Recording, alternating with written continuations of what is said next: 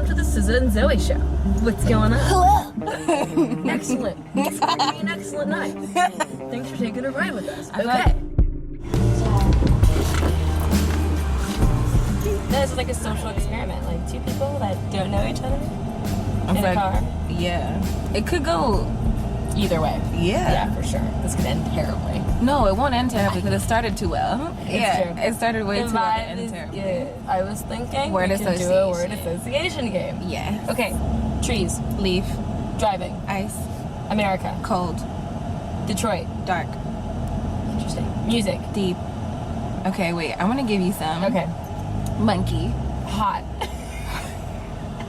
Got it. They're in hot environments. Got warm, like warm. Skin. Skin. Mm-hmm. Brown. Grass. Wet. Juice. Orange. Orange. Juice. What's your birthday? December 1st. Sagittarius. Huh. What are you? I'm a Scorpio. I love Scorpios. Okay, I was so scared to say that. No. My mother's a Scorpio. Really? Yeah, and I've dated a fair amount of Scorpios. Really? Yeah, I think sorry. Scorpios. I love Scorpios energy. Okay. You guys are like, I like that you guys don't give it all away very quickly. Like you're very kind of protective and secretive and incredibly stubborn.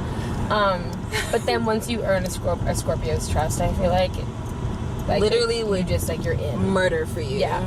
No, it's in though, and I like it. I like that you have to work. I like you need to like work for things, and you're very sensual people.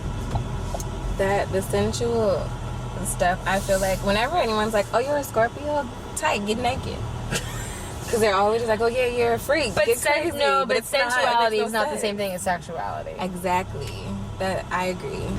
I get so lonely, I forget what I'm worth. We get so lonely, we pretend that this works. I'm so ashamed of myself, think I need therapy. I'm sorry, I'm not more attractive. I'm sorry, I'm not more ladylike. I'm sorry, I don't shave my legs at night. I'm sorry, I'm not your baby mama. I'm sorry, you got karma coming to you. Collect your soul, get it. What this year is something that you feel like you've like overcome or tried to work on as a human being?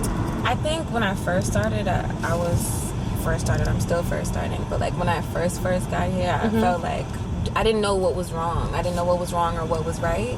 And then when I started to like figure out that people had like an opinion about me, or like I thought it was super unfair, I did take everything super personally. And for me, it was just like, don't people know I have feelings or like whatever? But I don't know. And then it took me a really long time for me to even like realize that feeling that way in itself is just like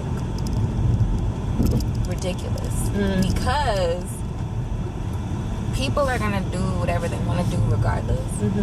And people normally only don't mess with you if you aren't being 100% like true to yourself. So then me being like stuck on random hang-ups or like questioning myself or second guessing something or overthinking, that's what I've been doing. I've been like doing less of We're women, that's what we do. Right. I've been doing a lot of women. We overthink everything. I've been doing a lot of overthinking, but I've been trying to just kind of like let that go, but in like a productive way, like really trust my first mind.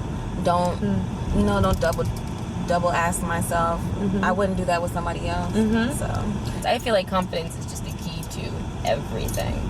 no, it is. I've been working, I feel like, actively on that. See, I feel like I did kind of a similar thing where I think I became like extra insecure about whether I was talented or not, or cool or not, because of my parents. Basically, I felt like I was afraid that people were going to think that that's all I had, and that's why I was in any kind of position. That's why I was acting. That's why I'm in a magazine. That's why I'm this. That's why I'm that. And I think it really made me second guess myself and really wanted to prove myself, but also like I put up this crazy wall of protection. Yeah. Like I'm super protective of like, I'm just like, well, I don't care because I'm doing me, you know what I mean?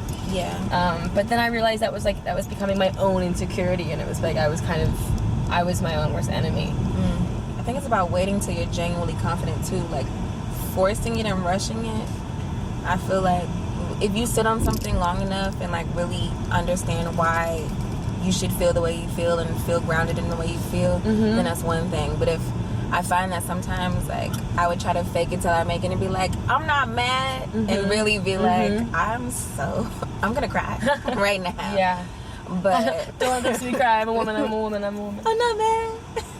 I was doing that all the time, and I just channeled it into just making better music. And I think that's what, I don't know, this album, I used to like hide behind falsetto or hide behind reverb or hide behind just things that I just was afraid of or afraid to just face head on, but I'm off that. Now you're like, this is me. Yeah. Do you find like the environment that you're actually recording in affects the kind of music that comes out? And do you find that you also write better or quicker or feel the need or the want to write when you're going through a specific kind of a thing, like a heartbreak or like...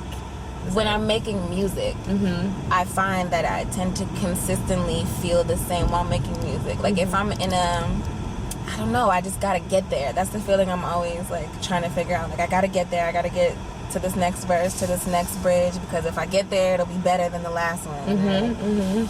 That's usually, so maybe even the frustration then for you is like a good thing when it comes to music making. For sure. It used to be revenge. Revenge used to be my favorite. Revenge is a very powerful, complex emotion. But it's not, I will say, your music it's not real if you do it out of revenge. That's interesting, because it's not for you. Exactly. Interesting.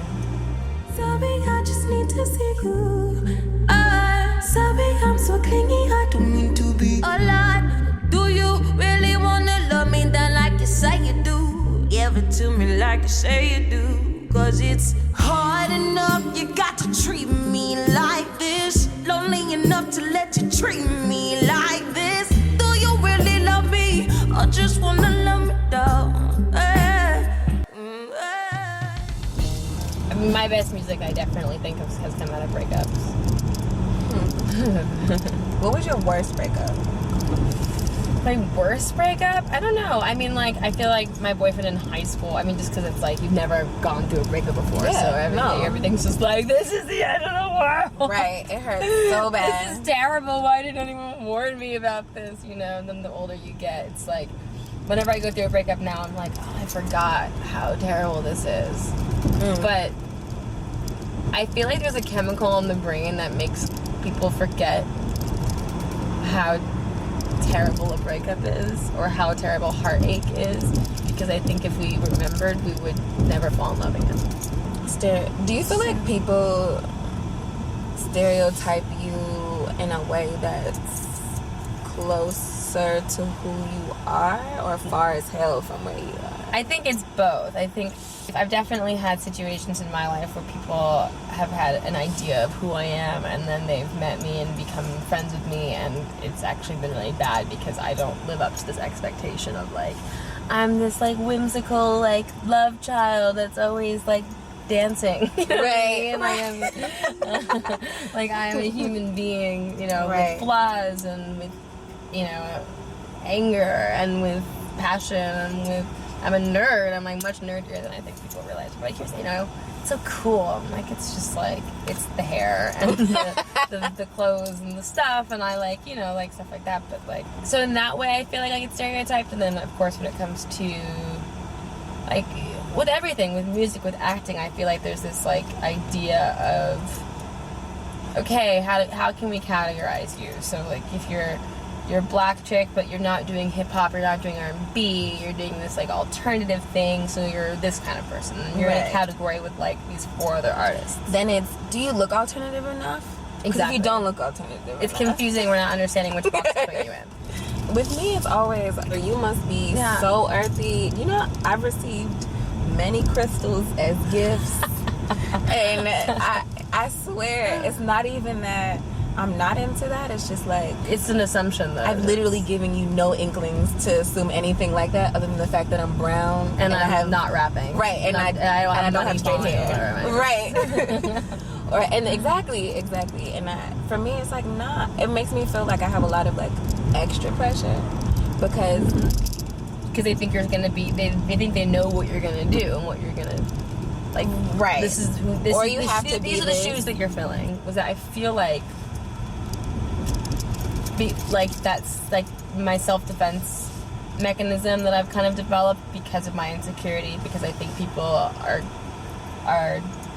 extra judgmental because of my family, because of my parents, was like a very like screw you guys, I don't care attitude. So like if we would perform and like the audience wasn't responding the way I wanted them to, it was kind of like, I don't care, it's not for you, it's for me, you know. And I'm trying to find a way to change that more and be a little bit more welcoming and open when it comes to people's, you know, like performing and giving music and putting music out into the world, you know. Like now people, you know, I see these girls that come to our shows and they all have braids and they all dress all funky, and it's like, it makes me so happy, because we were talking about this earlier, you know, like, and I was always a tomboy. I always had so many guy friends growing up. And I still have a lot of guy friends, but the women in my life are so important to me. My mother, my best friends are like my sisters. And being a girl that other women respond to and they want to come to our show, and I see them like, you know, just jamming out to the music and being inspired, and they inspire me, it makes me so happy. And so the kind of like, screw you, I'm just doing my thing attitude's changing to wanting to connect and like wanting to like seeing the response that they're having and feeding off of that, you know. It's very interesting kind of transition. That's the best part of every show. Literally hanging with fans afterwards, because they're your friends. I have 4 girls that I know like on a first name basis that from text my phone from different states. Wow, that's cool. So they'll be from different states, like 4 in particular that like Crystal's from Texas. I met her at my first show in Austin. She's an amazing like graphic artist. She can draw her ass off. I met her on Tumblr. She's so amazing. She follows me everywhere. Brit, she started my first like fan club. She literally follows me to every state with like clippings of newspapers and merch. She's amazing. Like one of my favorite people. So brilliant. So like just super steadfast about what she wants. Like it's just cool to see what kind of people these. Of course, that are connecting to you. Then I feel like it's also we're in interesting places in our careers because we're not playing stadiums, you know what I mean? We're like, you know, I don't go around with security. It's like I walk down the street and I talk to people and I get to meet people, and I would never want that to be taken away, you know. I love where I'm at, in a place where I have a platform and I can connect with people and hopefully inspire people, but I also can be inspired by them and talk to them and connect to them and not be like, I don't like the feeling of greater than, you know, and it's so awkward. With celebrity, there's a lot of that, you know. The word celebrity is bizarre. I don't like that word at all. It makes me so uncomfortable. Fans too. Even fans makes me feel weird. I don't like saying weird. Fans. It feels my so fans, weird. like I can never say like my fans. I'm just like the people who fuck with me, really. Like, exactly. People who like hang out with me. The people who get it. The people who get me. You know, that's who they are. You tend to find out that they're just like you. Yeah. I feel like if younger people saw people in the entertainment industry, especially women, kind of working together more and being kind to each other and expressing their gratitude and for each other and expressing how we're inspired by each other. Yeah. I feel like that might help younger people understand how quote unquote cool it is to be kind. That's actually very dope. Thanks. It's very good. Sick. I think that. Look how pretty it is. So pretty. Should we all about to say we should totally do this? What a day.